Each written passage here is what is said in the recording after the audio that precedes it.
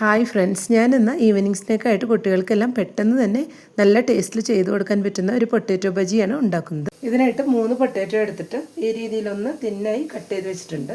അതിലൽപ്പം ഉപ്പ് തിരുമ്പി വെച്ചിട്ടുള്ളതാണ്. ഇതിലേക്കുള്ള ബാറ്റർ ഒന്ന് റെഡിയാക്കാം. ഇതിലേക്കുള്ള ബാറ്റർ റെഡിയാക്കി എടുക്കാനായിട്ട് ഒരു ബൗളിലോട്ട് 1.5 കപ്പ് കടലമാവ്, 1/4 കപ്പ് അരിപ്പൊടി, 1/4 ടീസ്പൂൺ മഞ്ഞൾപ്പൊടി,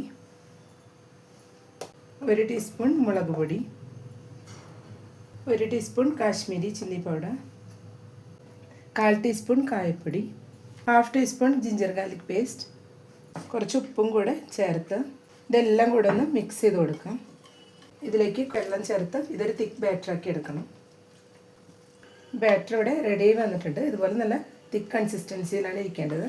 ഇനി നമുക്ക് ഓരോ പൊട്ടാറ്റോ ആയിട്ട് ബാറ്ററിൽ ഡിപ്പ് ചെയ്ത് ഫ്രൈ ചെയ്തെടുക്കാം.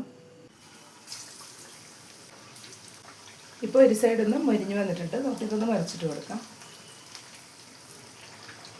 എല്ലാ പൊട്ടാറ്റോ ബജിയും ഇവിടെ നന്നായി തന്നെ മൊരിഞ്ഞ് വന്നിട്ടുണ്ട്. ഇനി നമുക്കിത് ഓയിലിൽ നിന്ന് മാറ്റാം.